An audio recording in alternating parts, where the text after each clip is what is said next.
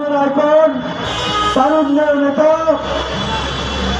নির্যাতিত নেতা, কোন মানুষের নেতা নুরুল হক নূরের নেতৃত্বে এই গণ অধিকার পরিষদ সারা বাংলাদেশে আজকে 5ই ফেব্রুয়ারি এই গণহত্যাকারীদের বিচারের দাবিতে আমাদের এই আন্দোলনের ডাক দিয়েছে। প্রিয় দেশবাসী, আমরা বর্তমান বলতে চাই, ফ্যাসিস্টের মতো আচরণ এই ইন্টেরিয়াম গভর্নমেন্ট যদি আপনারা করেন তাহলে কিন্তু আপনাদের পরিণতি ওইরকম হতে পারে। আমরা ঐতিহাসিক স্বাধীনতার থেকে আজকে ঘোষণা করতে চাই, এই বগুড়ার বুকে অনেকগুলো তাজা প্রাণ 18 জুলাই থেকে 5ই আগস্ট পর্যন্ত নির্বিচারে হত্যা করা হয়েছে।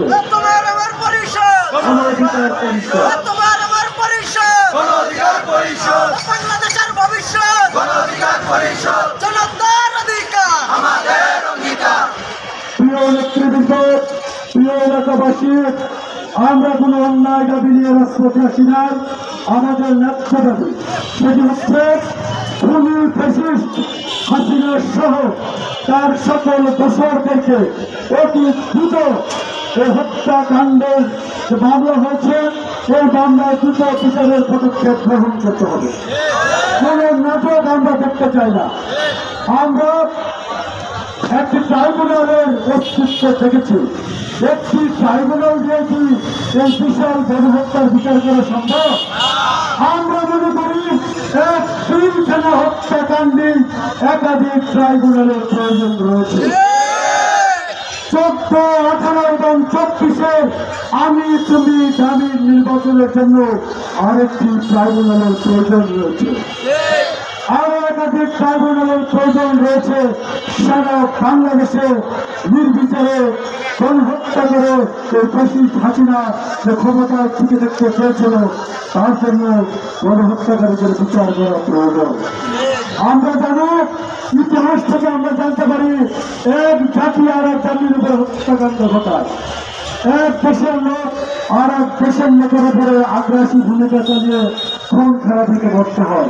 যেমন 71 সালে পাকিস্তান আমাদের উপরে ঝাঁপিয়ে পড়েছিল, কিন্তু আজকে 24 সালে আমাদের এই দেশের মানুষের কি অপরাধ ছিল যে শেখ হাসিনা নিরীহ মানুষের উপরে পাকিস্তানিদের মতো ঝাঁপিয়ে পড়ে খাওয়ার মতো তাদের রক্ত নিয়ে হোলি খেলবে।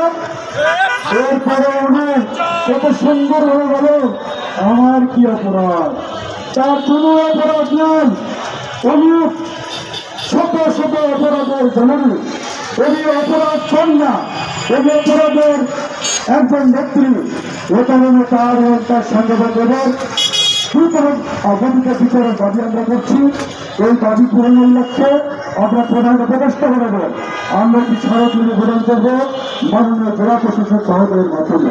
তো প্রিয় উপস্থিতি, আপনারা আমাদের দলের ছাত্র, যুবক, শ্রমিক এবং গণ অধিকার সকল পর্যায়ের নেতৃবৃন্দ এই আয়োজনে শরিক হয়েছে।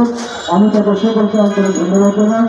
সেই সাথে বগুড়ার প্রশাসক, বগুড়ার সাংবাদিকবৃন্দ, আপনারা দীর্ঘক্ষণ যাবৎ আমাদের প্রোগ্রাম ব্যবহার করছেন। আপনাদের প্রতি কৃতজ্ঞতা জানিয়ে আমি আমার বক্তব্য শেষ করছি। জনতার অধিকার আমাদের অধিকার। সকলকে ধন্যবাদ।